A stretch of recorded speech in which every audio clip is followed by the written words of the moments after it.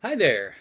Well, I got pretty good responses to the last video that I did. Some good constructive criticism. I appreciated that. I already know I suck and I'm horrible at everything. So I was glad to see none of the "hey, you suck" troll stuff that I've seen some people get. That people actually gave me real good constructive criticism, and I do appreciate that because I eventually am going to try to do this professionally. And yeah. Today I'm going to be talking about another. I figured it's October. I was thinking about doing a movie I didn't like this time, so maybe you could see how I feel. Why I dislike certain movies that maybe other people do, or.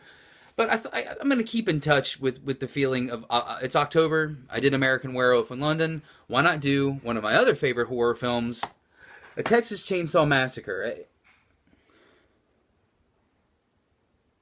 All joking aside, this is actually quite an excellent movie. If you can get out of your head about what it's about, this is a heartwarming, heartbreaking film. I actually highly recommend watching this movie. Plus, it has both Jake Gyllenhaal and Anne Hathaway naked in it. So, best for both worlds, something for everybody, especially me.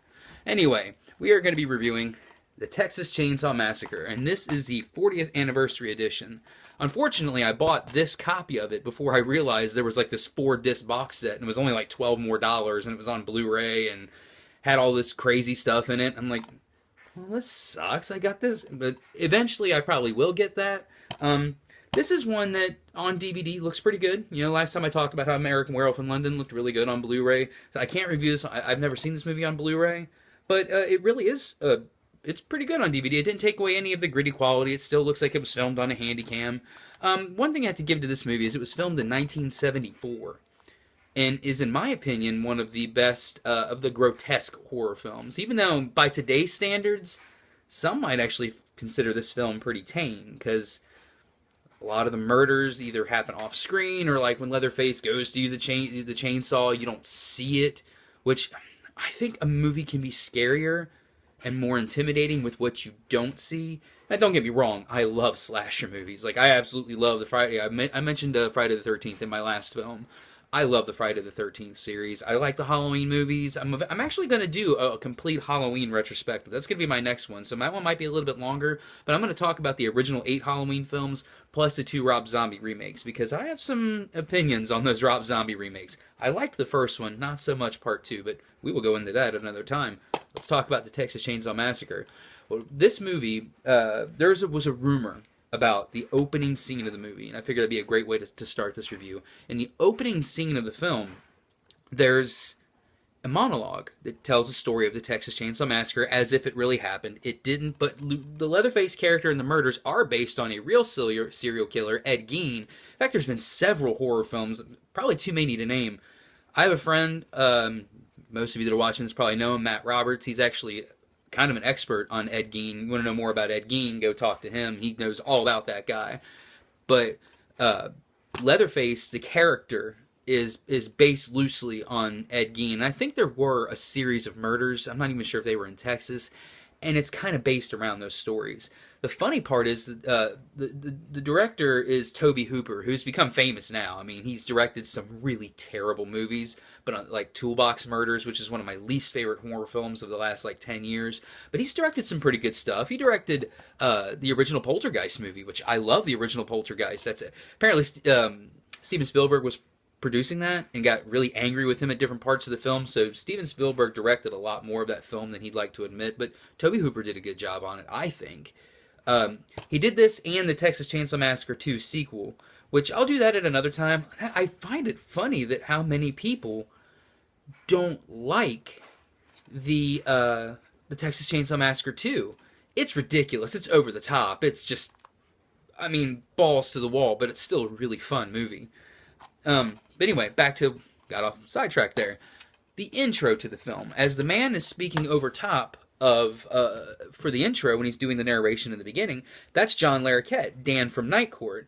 And there was a rumor that he had just happened to know Tobe Hooper. Quick side note, John Larroquette has actually never even seen the movie. He said that openly. I mean, I don't know if I believe that or not, but he has said, I've never seen the movie, which, why wouldn't you? It's only like 78 minutes long. It takes no time to watch it. But there was the rumor was is that the payment he took, because this film only, I think It only cost like $40,000 to make, and even in 1974, that was not a lot of money to make a movie. But yeah, I think it turned out pretty good for such a low budget. It had a little more realism to it, knowing it was all practical effect, not a single ounce of digital effect. And only a couple years later, Star Wars came out, so we know they could do digital effects, but he chose not to. But the rumor was that John Larroquette did the voiceover at the beginning for the price of a joint. And I read something from John Larroquette while doing research on this movie. That's 100% true. He got paid in weed to do the intro to Texas Chainsaw Massacre. There were people that worked on the film. The hitchhiker, who ends up being the killer's son in the end, said that he disliked. He actually was a Vietnam War vet. And he said he would rather spend time in Vietnam than do another movie with Tobe Hooper. Apparently, Tobe Hooper was very hard to get along with during the filming of this movie. And in the end, when Leatherface is going crazy, swinging the chainsaw around, that wasn't completely scripted. He was doing that to try to scare Tobe Hooper because of how crappy Tobe Hooper was to the cast. Now, it might have been a situation like Kubrick did with Shining, when he intentionally got his cast agitated and aggravated to make their performances more real, and then later apologized, even though I don't know, Shelley Duvall she's never spoke to him again, even until he died. She would never speak to him after that. So I'm hoping that's the situation with this. In all seriousness, you really should get out of your own head and go watch this movie. It's actually really good. But apparently, yeah, they didn't get along well with the director, and he ticked off some of the people where he was filming the movie, which was something I don't know the whole story on that, so I won't go into too big a detail, but apparently the people that own the property got very frustrated with him towards the end. So that's pretty much all the background information. I mean, Marilyn Burns was the star of this film, and she is the movie. The movie is a scary movie, don't get me wrong. It's intimidating. It's horrifying that somebody would go through this, but those looks, when they get those up-close shots of Marilyn Burns' face, and she just looks absolutely terrified. Oh my God, I mean, that just, she makes this movie. And I was reading up on this, and we all know Gunnar Hansen played Leatherface. Unfortunately, both he and I have to look at my thing here. Both he and Marilyn Burns are unfortunately passed away by now, but this was a much older film. He just thought from reading the script that Leatherface was special needs, that he was mentally handicapped. So he observed and read up on mentally handicapped people and tried to mimic the movements that they did when they were angry or upset or scared, and received praise from organizations that help the handicapped, because he actually, of course not the serial killing part, but his motions, how he went through his physical acting in the movie, because he doesn't say much except for but I mean, really, do you need to say more than that? But he got praise for his actions. People actually really liked the way he portrayed a mentally handicapped man. I thought that was kind of cool. I like stuff like that, when you see somebody that gets credit for doing something that was kind of a risky move. But enough of all that. I mean, if you haven't seen Texas Chainsaw Massacre 1, I mean, that one I'm actually not as much surprised, because when I was younger, video stores were really careful about what they would keep in stock. Like, I didn't see Cannibal Holocaust until I was like 15 years old, because you couldn't find those kinds of movies in video stores back then. You had to go to the right video store. Not every video store carried Texas Chainsaw Massacre. They considered it grotesque. I mean, it's pretty gross. It has some, I mean, if you're like me and you like shit like that, it's absolutely awesome. The part of the movie I want to talk about is just like with American Werewolf in London, is the opening scene where they take an entire road trip to go see this girl's dead grandpa's grave and visit their house. I mean, who knows how long they drove to get there, but apparently they had been there before. So they know there's no real gas stations in the area. They know there's nothing, but yet they don't bring extra gas. And they're, oh my God, we're going to run out of gas. You took a field trip to the middle of fucking nowhere and you didn't bring gas. Come on, I know we're not supposed to think about that, but how can you not think about it? But the fact that they pick up the hitchhiker, which, I mean, of course you might do. It was a blistering summer day in Texas. It was probably boiling hot outside. So they pick up the hitchhiker. As soon as he gets in, he talks about working at a slaughterhouse where he's like, oh no, if you want to kill cattle, you got to bash their heads in with a sledgehammer. At that point, any of us would have thrown the guy right out of the car. None of us would have kept driving with him.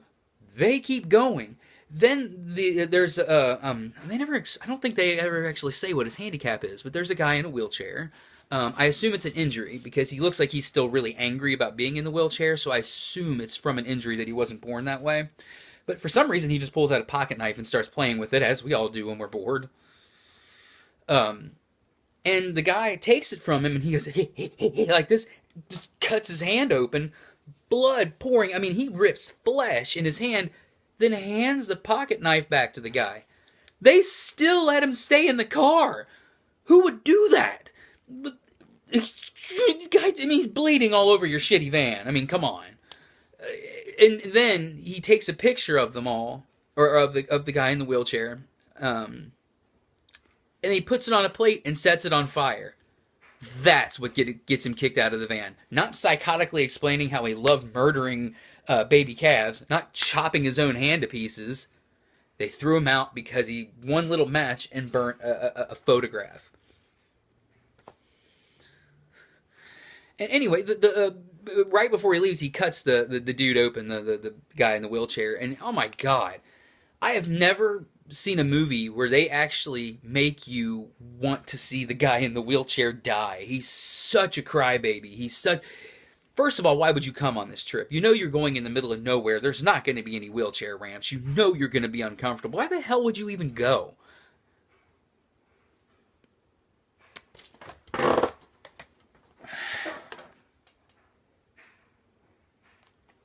But, so they get there, and of course, you know, hilarity ensues. Everybody gets slaughtered and murdered. And it has a really great ending scene. Like, you know, because there's all the people that die in the movie die very quickly. And then when it's just Marilyn Burns left, they bring out their grandpa. And the grandpa scene is so stupid, but it's so fun. And there he's trying to hit her in the head with the hammer. Funny story, the guy, when they put him in the makeup to play the grandpa, what was it? John Duggan was the name of the actor. He hated being in the makeup so much that the first time they put it on him, he's like, I'm never doing this again. We're filming all my scenes now. I can't do this again. So they shot for 36 hours straight to get all of his scenes down, even though there's not that many, so he never had to wear the makeup again. This guy was not a first-time actor, so this must have been pretty horrible. I mean, you almost feel bad for the guy, but he got paid money to do a movie, and I haven't yet, so, you know.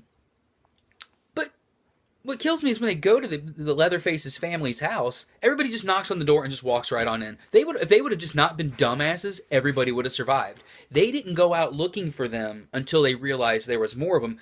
They came to their house, and then they hung them up on meat hooks and sawed them up with chainsaws and shit like that.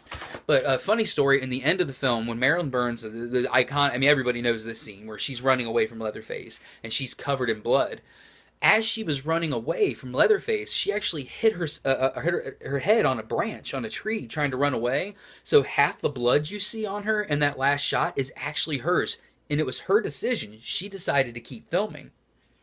So, I love hearing about stuff like that. I mean, she was pretty bad hurt, but they just kept filming. So a lot of that blood isn't even fake blood. That's really her blood from getting hurt running out. So, yeah, I guess that's it for this one. I'm not going to go too much more. I mean, it's a Texas Chainsaw Massacre. I mean, you know what's going to happen. If you haven't seen it yet, I do recommend it. But this one, not like American Werewolf in London, where I would say, oh, it's one of my favorite movies of all time. Texas Chainsaw is in my top horror films of all time, for sure. But it still is a really excellent film, and I love it. And I do highly recommend seeing it if you haven't seen it yet. I mean, watch all of them. Some of those remakes, like, I didn't as much care for the remake. I have never seen the prequel, and pretty much everybody's told me to stay away from that last one that was just called Texas Chainsaw 3D or something like that. I heard that was pretty bad. One thing that left a bad taste in my mouth about this movie was, in the end, when the truck driver shows up to help her, she gets into the back of another truck and drives off. We never find out what happened to that guy. Shame. So, watch Texas Chainsaw Massacre, watch Brokeback Mountain, and have a good day. Thank you.